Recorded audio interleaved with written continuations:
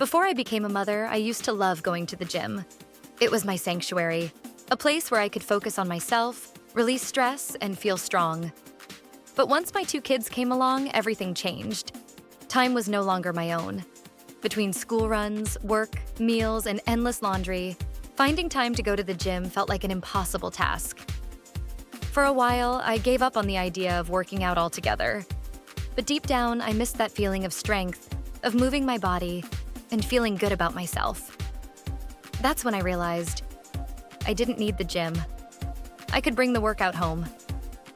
Starting my home workout journey wasn't easy. There were a lot of challenges.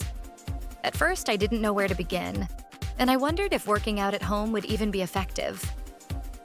But with some research, trial and error, and a lot of determination, I built a routine that fit my life.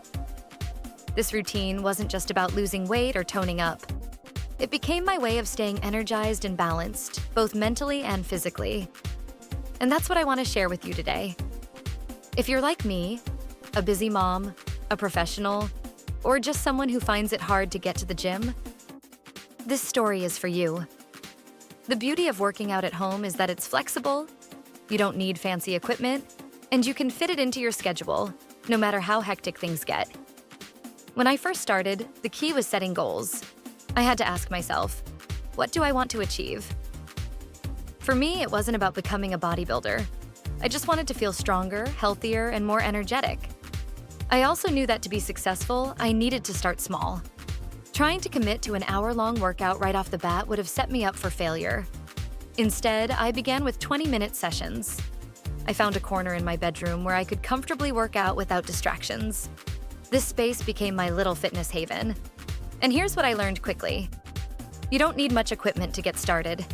A yoga mat, a couple of dumbbells, and maybe a resistance band. That's all I had. But if you don't have even that, don't worry. There are so many household items you can use. One of my go-to tricks was filling my kids' backpacks with books and using them as weights. It worked like a charm. I also found that bodyweight exercises, things like squats, push-ups, and planks, can be incredibly effective, no equipment needed. But before jumping into any workout, there's one thing I always do now: a proper warm-up. When I was younger, I used to skip it, thinking it was unnecessary. Big mistake. One day I pulled a muscle and it took weeks to recover. Now I never skip the warm-up. I spend about 5 to 10 minutes doing simple movements like arm circles, leg swings, and jumping jacks. These get the blood flowing, loosen up the muscles, and prepare my body for the work ahead. And after each workout, I take the time to cool down. Trust me, it makes all the difference. My favorite cool-down stretches are forward folds, child's pose, and seated twists. These help relax my muscles and prevent soreness the next day. Once I got into the groove, I started doing full-body workouts. At first, I kept things simple. Squats, push-ups, planks, and glute bridges became my go-to moves. I would do 3 sets of each exercise with about 15 reps per set. Squats and glute bridges worked wonders for my legs and glutes, while push-ups and planks strengthened my arms and core. And I didn't need a lot of time. 20 minutes was enough to get my heart pumping. As I became more confident in my workouts, I started focusing on specific areas of my body. I love doing core workouts. There's something about a strong core that makes everything feel easier. My favorite exercises were bicycle crunches, mountain climbers, and Russian twists. These exercises target the abs, but they also challenge your balance and endurance. For the lower body, lunges and wall sits were killer, but they worked like magic. And for my arms, I did tricep dips and bicep curls with my dumbbells, or sometimes with my trusty water bottles if I didn't feel like grabbing the weights. The variety kept things interesting and helped me stay motivated.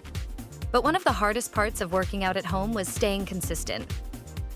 It's easy to skip a workout when you're at home. There's always something else to do. But I found a rhythm that worked for me. After dropping the kids at school in the morning, I'd come home and get my workout done before diving into the day's tasks. Having that little bit of me time in the morning made a world of difference. On the days when motivation was low, I reminded myself of how good I would feel afterward. And I always did. That post-workout energy is addictive. It's a boost that helps me power through the day. One thing that I had to learn the hard way is that progress takes time. At first, I was frustrated when I didn't see immediate results. But as the weeks went by, I started feeling stronger, and I could do more reps, lift heavier weights, and hold planks for longer. Progress isn't always visible, but it's happening. I learned to celebrate the small wins, like being able to do a full push-up for the first time or holding a plank for an extra 10 seconds. It's also important to know when to rest. In the beginning, I was so eager to get fit that I pushed myself too hard. But over time, I realized that recovery is just as important as the workouts themselves.